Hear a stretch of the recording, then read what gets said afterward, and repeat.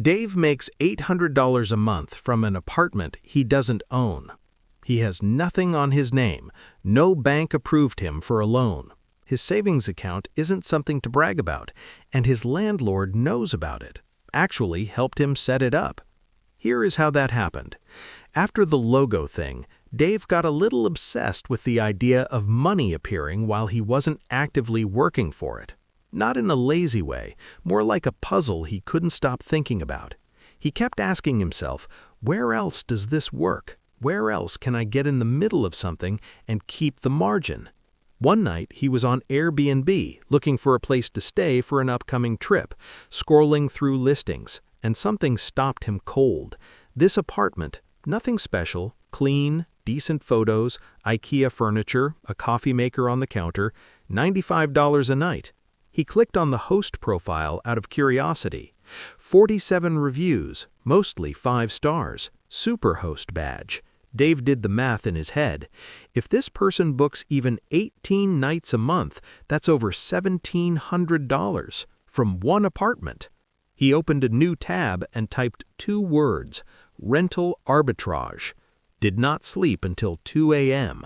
Woke up the next morning and immediately started figuring out if he could do this himself. The model is simple enough to explain in 60 seconds.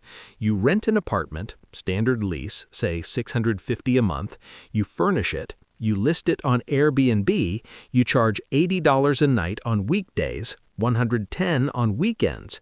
You average 20 booked nights a month. That's roughly $1,600 in revenue. After rent, utilities, Airbnb fees, and cleaning costs, you clear somewhere between $700 and $900. The apartment is not yours. The guests are not your friends. The reviews are your entire business. Dave heard this model and immediately had one question, the same question everyone has. Is it actually legal? Yes, with 3 conditions that you cannot skip. First, your lease. Open it right now if you rent. Some leases explicitly prohibit subletting. If yours does, you negotiate or you find a different apartment. You do not work around it. That ends in eviction. Second, local regulations.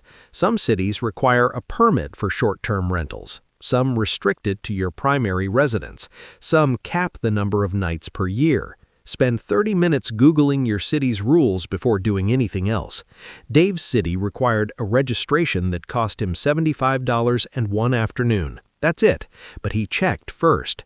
Third, your landlord. And this is where most people assume the answer is no before they even ask. Dave asked. His pitch was 8 minutes long. He said, I want to list the apartment on Airbnb. I'll pay you $50 more per month than we agreed. I'll keep this place in better condition than any tenant you've ever had because my reviews literally depend on it. And if you're ever uncomfortable, we stop immediately. The landlord said yes before Dave finished the sentence, because from the landlord's side, this is a dream scenario. Higher rent, a tenant who treats the place like a hotel because guests are reviewing it, and someone who has a financial reason to fix problems fast instead of ignoring them. Get the agreement in writing. Email is fine, signed addendum is better. Dave's next move was finding the right apartment for a second unit, but let's stay with the first one for now because the furnishing story is worth telling. Dave had $1,500 to work with and a strong preference for not spending it all. He spent 2 weekends on Facebook Marketplace, found a sofa in good condition for $90, a solid wood dining table for $45, bed frame, lamps, a mirror, a small desk, all secondhand, all clean, all functional. He bought 3 things new: a mattress because guests notice and they review accordingly, 2 full sets of bedding so he could turn the apartment over fast without waiting for laundry, and an espresso machine because he noticed that coffee makers appeared in positive reviews constantly.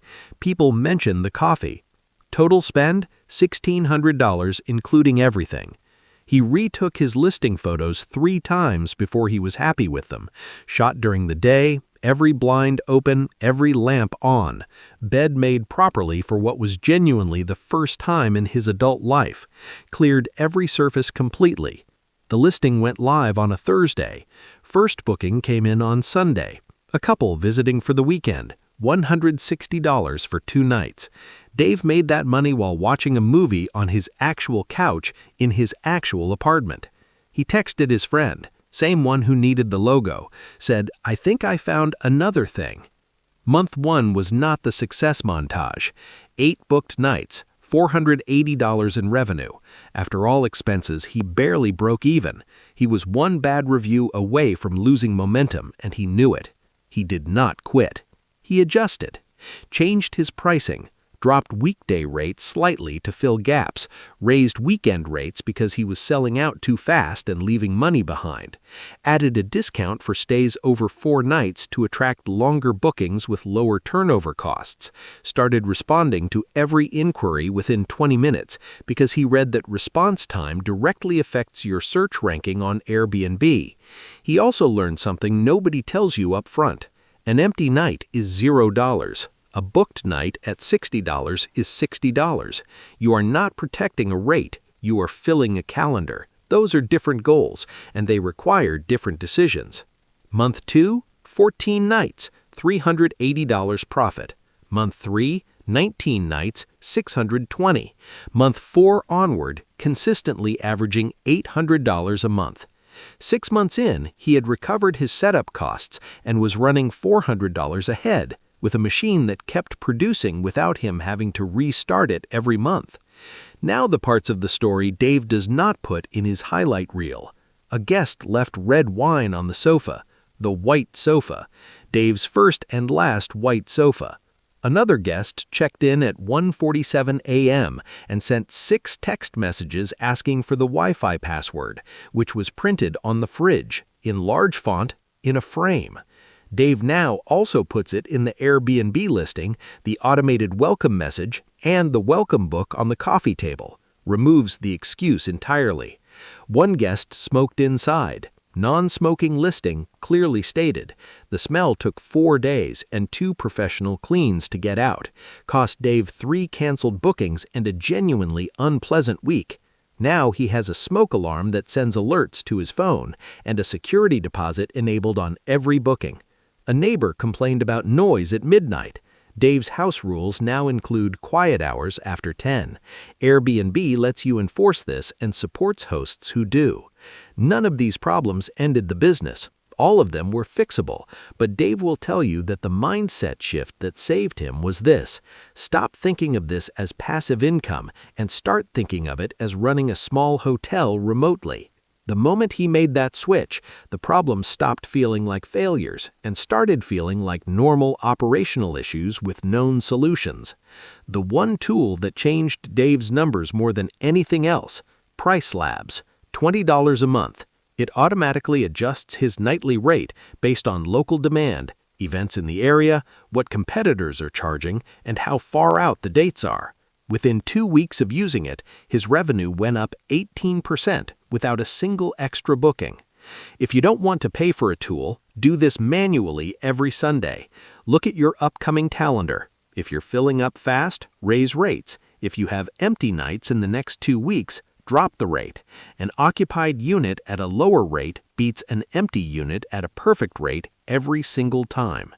Here is what Dave says when people ask him how to start. Monday, check your lease for subletting language. Tuesday, Google short-term rental rules in your city. Wednesday, have the landlord conversation. Offer slightly above market rent. Get it in writing.